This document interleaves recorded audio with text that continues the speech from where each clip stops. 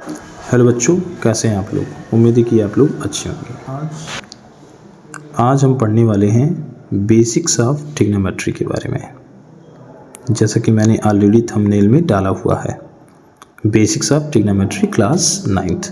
तो जो हम बेसिक्स ऑफ ट्रिग्नोमेट्री इधर पढ़ेंगे वो किस क्लास का रहेगा? वो भाई क्लास 9th का रहेगा। वो किस क्लास का रहेगा? क्लास 9th का। ओके। अच्छा, ये जो बेसिक्स ऑफ ट्रिग्नोमेट्री है, इसमें हम बहुत ही जनरल चीज़ें पढ़ेंगे। जैसे ट्रिग्नोमेट्री क्या है, ट्रिग्नोमेट्री क्या है, ट्रिग्नोमेट्रिक रेशियोज़ क्या होते हैं, और कुछ जनरल फार्मूलों के बारे में हम पढ़ेंगे। ओके, सम जनरल फार्मूले के बारे में पढ़ेंगे। अच्छा, अब सबसे पहले हम जानेंगे कि ट्रिग्नोमेट्री क्या चीज़ होता है।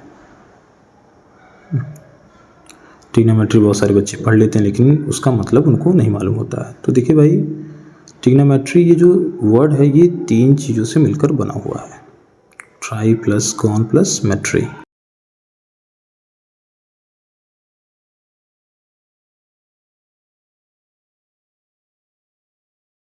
अभी ट्रिग्नोमेट्री 3 वर्डों से बना है, जिसमें ट्राई का मतलब 3 हो गया, गॉन माने साइड हो गया, मेट्री माने स्टडी हो गया।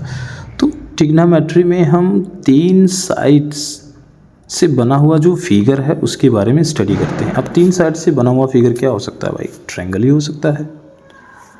तो हम ट्रिग्नोमेट्री में ट्रायंगल से रिलेटेड पढ़ाई करते हैं। अब ट्रायंगल से रिलेटेड पढ़ाई क्या करते हैं? देखिए, ट्रिग्नोमेट्री एक्चुअली में होता क्या है, मैथमेटिक्स का एक ऐसा ब्रांच है जिस ब्रांच के अंदर हम ट्रायंगल के एंगल्स और उसके साइड के बीच में क्या संबंध है इसके बारे में, ठीक है, पढ़ाई करते हैं। ओके, ट्रायंगल के एंगल्स और, ठीक है, साइड्स के बीच में क्या रिलेशन, उसके बारे में स्टडी करते हैं। तो चलिए, trigonometry is the branch of mathematics that studies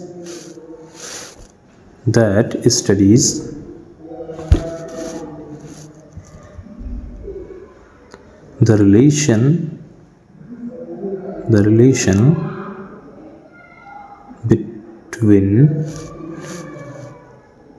between the sides और साइड्स एंड एंगल्स क्या संबंध है, साइड्स में एंगल्स एंड मैथमेटिक्स का जो ब्रांच स्टडी करता है ट्रायंगल, उसको हम बोलते हैं ट्रिग्नोमेट्री। एग्जांपल के तौर पे हम एक राइट एंगल ट्रायंगल ले लेते हैं। ओके, राइट एंगल ट्रायंगल, नाम दे देते हैं इसका ABC। ओके, यहाँ पर एक एंगल मान लेते हैं थीटा। अब इस एंगल का इस साइड से या इस साइड से या इस साइड से क्या संबंध है? इस एंगल का इस साइड से या इस साइड से क्या संबंध है, ये ठीक है हमें कौन बताता है? ये हमें, ठीक है, ट्रिग्नोमेट्री बताता है।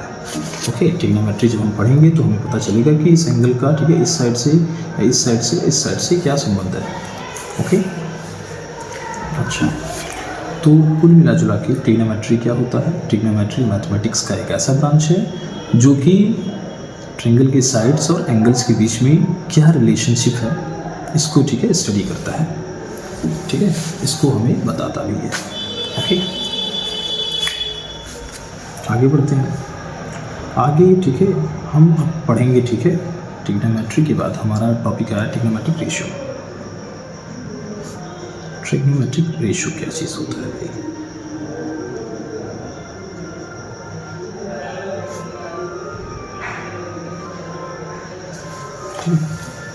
अब बहुत सारे बच्चे sine, cos, tan, cosec, cot, इनको ट्रिग्नोमेट्रिक रेशियो बोलते हैं, लेकिन एक्चुअल में ट्रिग्नोमेट्रिक रेशियो होता क्या है उनको नहीं मालूम होता। तो आज की इस वीडियो में हम, ठीक है, ट्रिग्नोमेट्रिक रेशियोज को समझेंगे, जानेंगे और एक्चुअली इसका मतलब क्या है ये पढ़ेंगे। तो ट्रिग्नोमेट्रिक रेशियो पढ़ने से पहले हमें जानकारी होना चाहिए राइट एंगल ट्रायंगल के बारे में और उसके साइडों के बारे में। ओके, तो हम यहाँ बना रहे हैं एक right angle triangle. Right angle triangle बना रहे हैं भाई, इसका नाम दे दे रहे हैं ABC। अब राइट एंगल ट्रायंगल का एक एंगल एग्जैक्टली 90 डिग्री होता है। अच्छा, अब बाकी ये दोनों एंगल्स कुछ भी हो सकते हैं, 45 डिग्री हो सकता है, 30-60 हो सकता है, ठीक है, कुछ भी। अच्छा, राइट एंगल ट्रायंगल में 90 डिग्री के सामने जो साइड होता है उसे हम बोलते हैं हाइपोटेनियस, डिनोट करेंगे H से, ठीक है।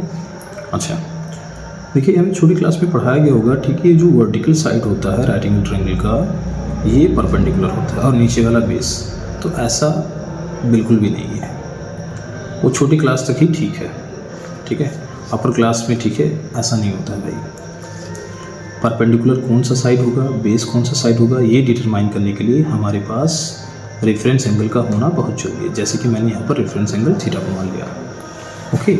अब ये रेफरेंस एंगल बताएगा कि कौन सा परपेंडिकुलर साइड है और कौन सा, ठीक है, बेस साइड है। तो देखिए रेफरेंस एंगल के सामने वाला जो साइड होता है उसको हम, ठीक है, परपेंडिकुलर बोलते हैं, और जो बचा साइड है वो क्या हो गया आपका बेस, ओके।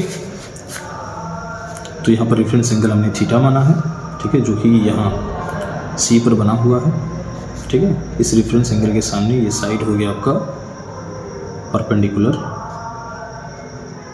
अच्छा, परपेंडिकुलर का दूसरा भी नाम होता है अपोजिट, और ये जो नीचे बचा हुआ साइड है ये बेस हो गया, ठीक है। अच्छा, इसका दूसरा नाम होता है एडजेसेंट, ओके। बेस को स्मॉल b से डिनोट कर दिए और परपेंडिकुलर को स्मॉल b से। देखिए अब रेफरेंस एंगल यहाँ है तब परपेंडिकुलर यहाँ हो गया। अगर रेफरेंस एंगल यहाँ पर होता तो परपेंडिकुलर ये होता, बेस ये हो जाता। तो यहाँ पर मैटर करता है रेफरेंस एंगल की, रेफरेंस एंगल का पोजीशन कहाँ है, ठीक है। रेफरेंस एंगल अगर यहाँ रहेगा तो परपेंडिकुलर इधर हो जाएगा, बेस यहाँ हो जाएगा। और अगर ये रेफरेंस एंगल यहाँ ना होकर के यहाँ होता तो इसके सामने वाला परपेंडिकुलर ये हो जाता और बेस ये हो जाता। तो आई होप आप, ठीक है, राइट एंगल ट्रायंगल और उसके साइडों के बारे में जान गए होंगे। अब आगे बढ़ते हैं। अब यहाँ पर ये ट्रिग्नोमेट्रिक रेशियो जो हमने डाला है ये क्या चीज़ होता है। देखिए राइट एंगल ट्रायंगल में 3 साइड्स होते हैं। अगर हम हर 2-2 साइड का रेशियो लें तो हमें 6 रेशियो मिल जाएगा, ठीक है। अच्छा, अब रेशियो पे लेना तो देखिए भाई एक्चुअली ट्रिग्नोमेट्रिक रेशियो जो होते हैं वो राइट एंगल ट्रायंगल के 2-2 साइड के रेशियो होते हैं। एक राइट एंगल ट्रायंगल के 2-2 साइड का जो रेशियो होता है उसी को हम बोलते हैं trigonometric ratio, okay. Ratio of any 2 sides of a right angle triangle with respect to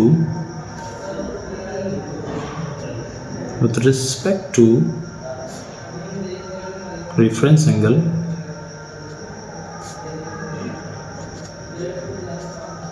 is trigonometric ratio।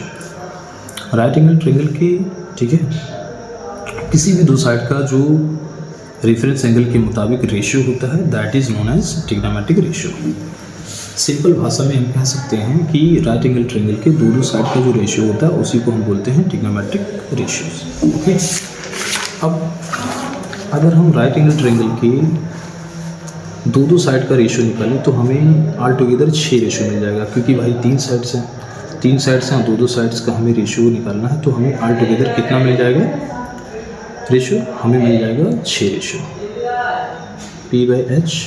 अच्छा, कोई ऐसे भी कर सकता है, H/B भी कर सकता है। अच्छा, B/H, H/B भी हो सकता है, ओके, P/B भी हो सकता है और B/B भी हो सकता है। तो अगर हम राइट एंगल ट्रायंगल के 2-2 साइड का रेशियो लेंगे तो ऑल टुगेदर हमें 6 रेशियो मिल जाएगा। अब देखिए अलग अलग जो ये रेशियोज़ हैं 6 इनका नाम भी है। P/H को हम बोलते हैं sine theta, okay, sine theta P/H हुआ हमारा, ओके। इसका जो अपोजिट है वो हो गया, ठीक है, आपका कॉसेक थीटा।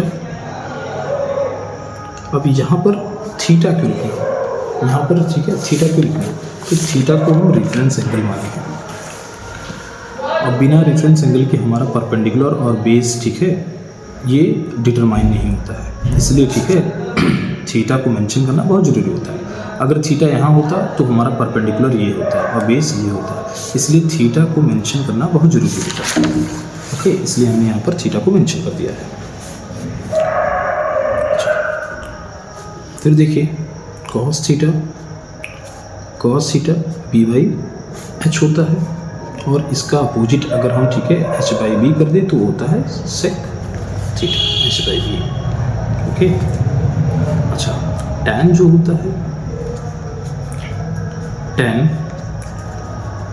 टैन थीटा होता है बी बाई बी और कॉट थीटा होता है बी बाई पी। ओके, देखिए यहाँ पर sine theta P by H और cosec theta H by P, यानी साइन थीटा और कॉसिक थीटा एक दूसरे के अपोजिट होते हैं। इसी तरह cos theta B by H sec theta H by B, यानी कॉस थीटा और सेक थीटा एक दूसरे के क्या होते हैं, अपोजिट होते हैं। Tan theta P by B और cot theta B by B, ये दोनों एक दूसरे के अपोजिट होते हैं। अब ट्रिग्नोमेट्रिक रेशियोज भी हो गए, अब सम जनरल फार्मूले। ओके,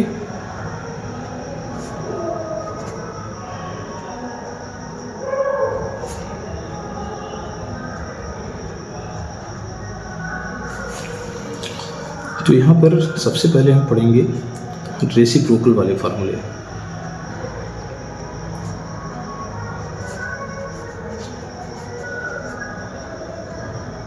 अब रेसिप्रोकल फार्मूले क्या होते हैं भाई, हम जानते हैं रेसिप्रोकल क्या होता है, one by of something. Okay, जैसे यहाँ पर सपोज दैट एक्स है तो इसका रेसिप्रोकल क्या हो जाएगा, इसका रेसिप्रोकल हो जाएगा, ठीक है, 1 बाई एक्स हो जाएगा। तो 1 बाई ऑफ अ नंबर इस रेसिप्रोकल। तो यहाँ पर रेसिप्रोकल फार्मूले में हम कुछ ऐसा ही पढ़ने वाले हैं। एग्जाम्पल के तौर पे साइन थीटा जो होता है वो कॉसिक थीटा का क्या होता है भाई,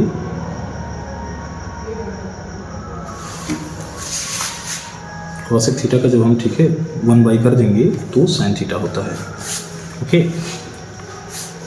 अच्छा,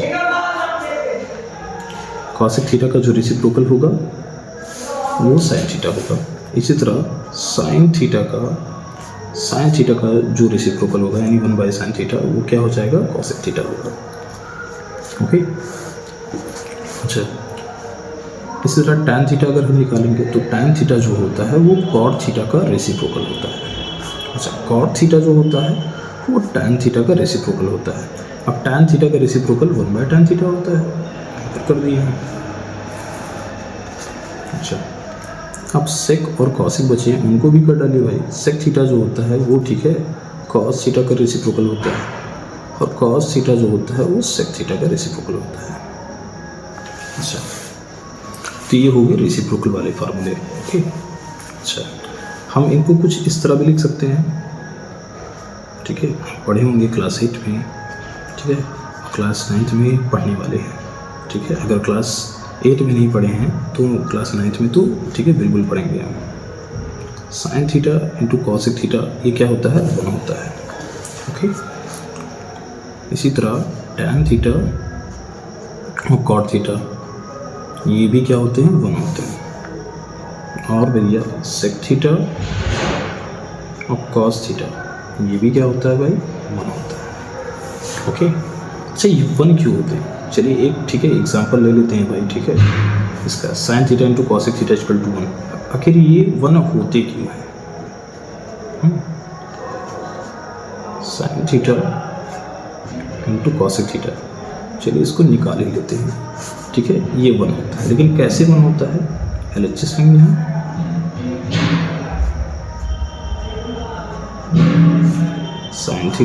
साइन थीटा आपका होता है पी बाई एच और कॉसिक थीटा होता है एच बाई पी।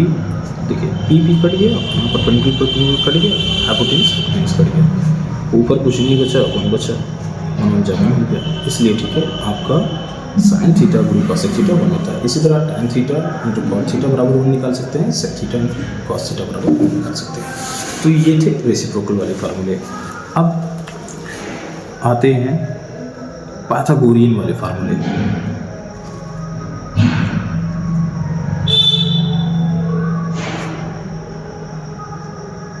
ये पाइथागोरियन वाले फार्मूले क्या चीज़ है भाई? देखिए, पाइथागोरियन फार्मूले समझने से पहले हमें पाइथागोरस थ्योरम मालूम होना चाहिए। देखिए, पाइथागोरस थ्योरम हम छोटी क्लास में पढ़े होंगे कि एक राइट एंगल ट्रायंगल का जो हाइपोटेनियस होता है उसका स्क्वायर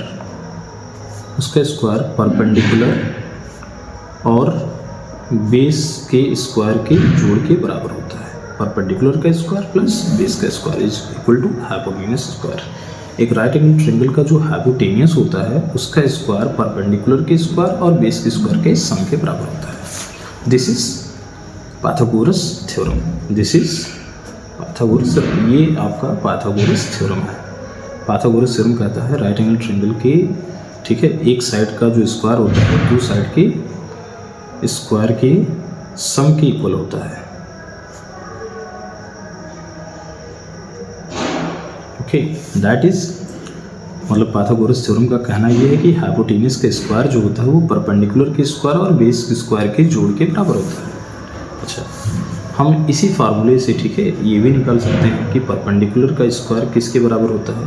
हाइपोटेनियस का स्क्वायर माइनस बेस का स्क्वायर। ओके, या अगर हम बेस का स्क्वायर किसके बराबर होता है ये निकालें तो हमको मिलेगा H square minus B square. अब पाइथागोरस थ्योरम तो जान गए कि भाई हाइपोटेनियस का स्क्वायर जो होता है वो परपेंडिकुलर के स्क्वायर और बेस के स्क्वायर के जोड़ के बराबर होता है। अब पाइथागोरियन फार्मूले जान लेते हैं क्या चीज़ होते हैं। देखिए, हम पढ़े होंगे 8 में, ठीक है, sine square theta plus cos square theta equal to 1, ठीक है, ये पढ़े होंगे, लेकिन उतना डिटेल में, ठीक है, नहीं बताया गया होगा 8 में। ओके, 8 होता है छोटा लेवल, तो उतना बेहतर तरीके से, ठीक है, ये एक्सप्लेन नहीं किया रहा होगा किताब में। तो हम इस टॉपिक में, जो हमारा जो टॉपिक है बेसिक्स ऑफ ट्रिग्नोमेट्री, इसमें हम डिटेल में थोड़ा पढ़ेंगे।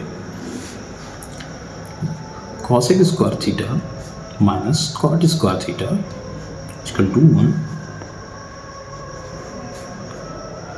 सेक square theta minus tan square theta equal to 1 होता है। ये भैया कैसे होता है आइए देखते हैं। सबसे पहले हम देखते हैं, ठीक है, पहला नंबर हमारा जो है वो है sine square theta plus cos square theta बराबर आखिर 1 क्यों होता है। देखिए भाई, LHS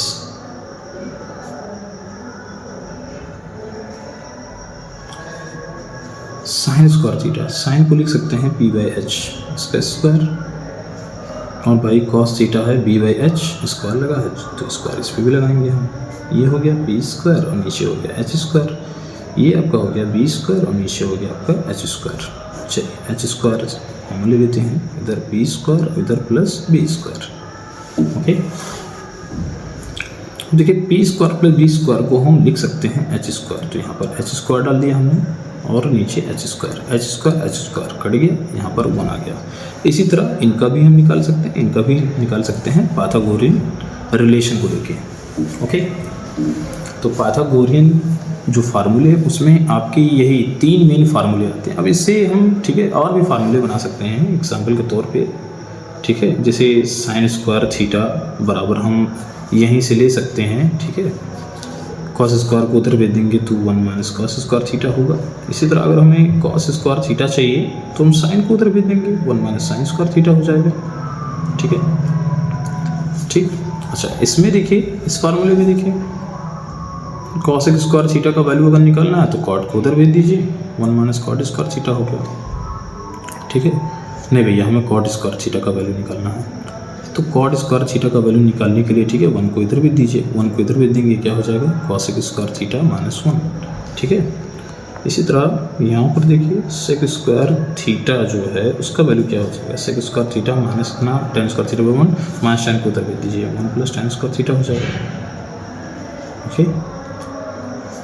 और अगर हमें टेन स्क्वायर थीटा का वैल्यू चाहिए तो क्या हो जाएगा भाई, अगर हमें टेन स्क्वायर का चाहिए तो 1 को इधर भेज दूँ, सेक स्क्वायर थीटा माइनस 1, तो मेन हमारे ये 3 फार्मूले, अब इस 3 फार्मूले से इनको हम निकाल सकते हैं।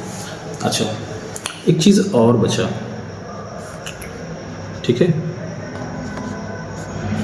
ये हमारा, ठीक है, जो है वो अगला टॉपिक है कोशेंट फार्मूले। अब ये कोशेंट फार्मूले क्या होते हैं, ऐसे हम पढ़े होंगे, ठीक है, कि tan थीटा बराबर होता है sin थीटा अपन cos थीटा, ठीक है, और cot थीटा बराबर होता है, ठीक है, cos थीटा अपन sin थीटा। तो ऐसा क्यों होता है भाई, चलिए देखिए, tan थीटा बराबर क्यों sin थीटा अपन cos थीटा है, ठीक है, इस वीडियो में हम जानेंगे। देखिए, tan थीटा बराबर एक्चुअली में होता क्या है, p बाई v। अगर हम इस परपेंडिकुलर को, ठीक है, हाइपोटेनस से डिवाइड कर दें और बेस को भी हाइपोटेनस से डिवाइड कर दें तो कुछ फ़र्क पड़ेगा? अगर न्यूमरेटर को आप, ठीक है, सेम चीज़ से डिवाइड करो और डिनोमिनेटर को सेम चीज़ से डिवाइड करो तो कोई फ़र्क पड़ने वाला नहीं है। अब p बाई h आपका हो जाएगा sin थीटा, ठीक है, और b बाई h हो जाएगा आपका cos थीटा। लीजिए आगे आपका इस जगह cot थीटा में देखिए, cot थीटा जो है वो होता है b बाई v, ठीक है। अब अगर हम न्यूमरेटर को, ठीक है, h से डिवाइड कर दें और डिनोमिनेटर को भी h से, यानी हाइपोटेनस से डिवाइड कर दें तो क्या हो जाएगा हमारा, b बाई h हो जाएगा आपका cos थीटा और p बाई h आपका हो जाएगा sin थीटा। लीजिए भी आएगा। तो हमारा जो बेसिक्स ऑफ ट्रिग्नोमेट्री है वो पूरा हो चुका। जितना चीज़ था, ट्रिग्नोमेट्री क्या होता है, ट्रिग्नोमेट्रिक रेशियो क्या होता है और जनरल फार्मूला क्या होता है, ये सब टॉपिक्स मैंने आप लोग को समझा दिया। आई होप कि आप लोग को समझ में आ गया होगा। ओके, तो मैं अपना वीडियो यहाँ पर बंद कर रहा हूँ, ठीक है।